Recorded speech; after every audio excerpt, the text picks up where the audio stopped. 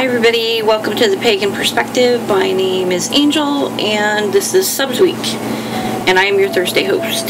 And this week we are talking about themed rituals.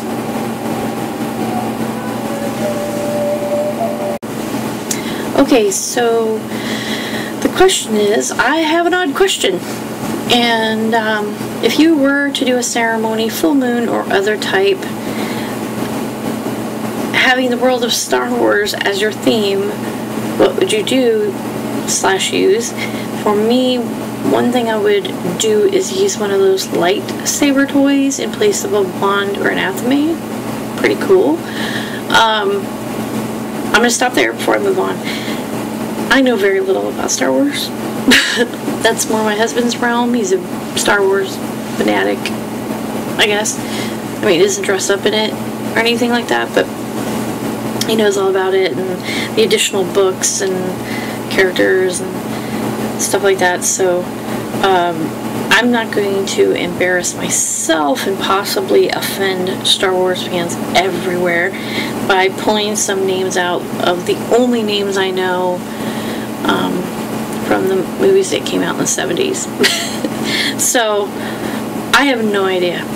I guess Princess Leia and Han Solo, because don't they like hook up or something? Yeah, I have no idea.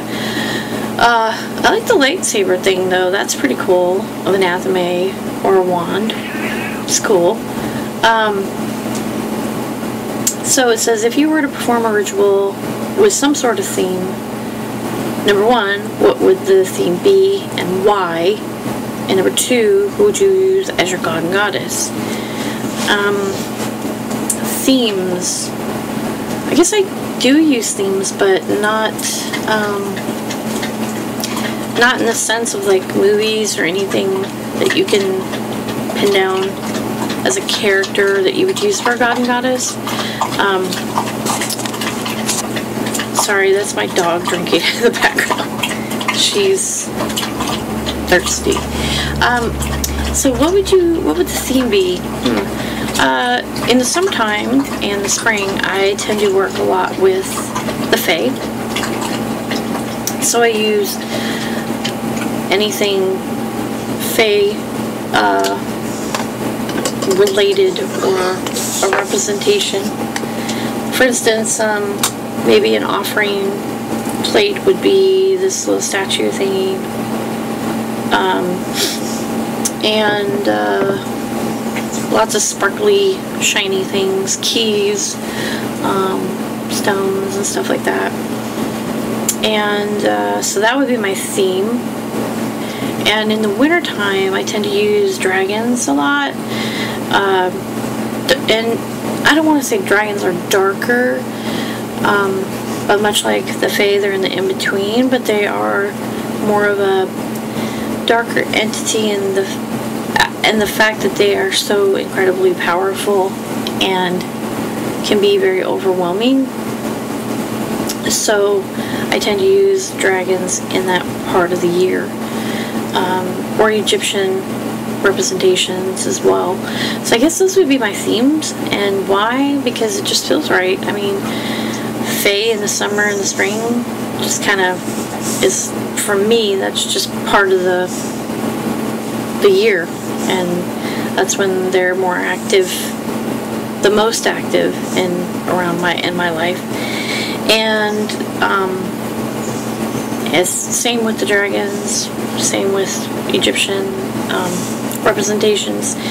For my god and goddess for Egyptians, I just use my patron god and goddess, and that would be Thoth and Isis. So I use them because I know them and I work with them. Then it goes on to say, mine would be Star Wars, and the god would definitely be Yoda, and the goddess would be Queen Amidala.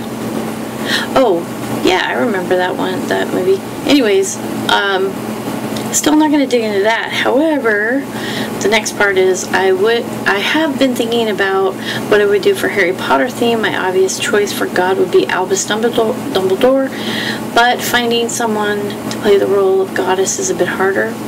Really? maybe Harry's mom or Mrs. Weasley. I don't know. If I was going to do Harry Potter themed ritual, it would depend on what time of the year I was doing it. If I was doing it in the winter months, I would use Albus Dumbledore and Professor McGonagall, because they're wise and, you know, introspective and sort of in the later winter seasons of their years. Or the Potters, James and Lily Potter, because they are deceased, and that kind of goes with that time of the year where it's very quiet, very, you know.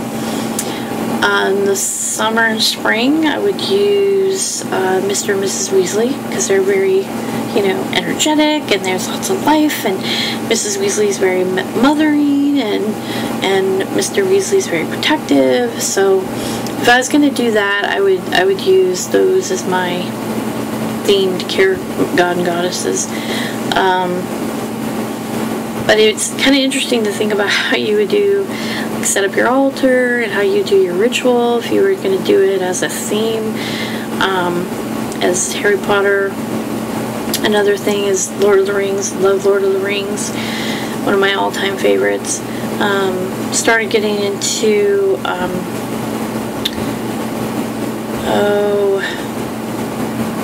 the sword, can't remember it now. Stopped reading it. When the show stopped. We'll just stick with Harry Potter and Lord of the Rings. So, just for fun, since this video is only 6 minutes, and I'm probably going to edit it a little bit, if I was going to do a theme for Lord of the Rings, again, it would depend on what time of the year. I would use, for the later fall and the winter, I would use Gandalf or Galadriel. And if it was summer and spring, I would probably use Aragorn and Arwen, possibly. Not really sure. So, yeah, I like the idea of themed ritual and the stepping outside of the box of, you know, what you normally would do, and kind of, you know, opening your mind to some new ideas. I think it's a really, really cool idea, because a lot of times when you've been on this path for so long, you tend to get stuck in your ways of doing things. So it's kind of a cool idea. I might even just kind of play around with maybe a ritual, Harry Potter themed ritual, and see how all the parts come together. Be kind of cool. Anyways, thanks for the question. It was really fun to answer, you know. I didn't really have to do a lot of research, and it was just kind of a fun thinking thing. So, yeah, so thanks for that. And happy anniversary, Pagan Perspective. Whoop, whoop. So I will see you guys next week, because we're doing it again. Subs are doing it again. Anyways, if you have any questions, leave them below. Thank you for all your responses and comments. I really appreciate it. Have a great rest of the week and a happy weekend, and blessed be. Bye!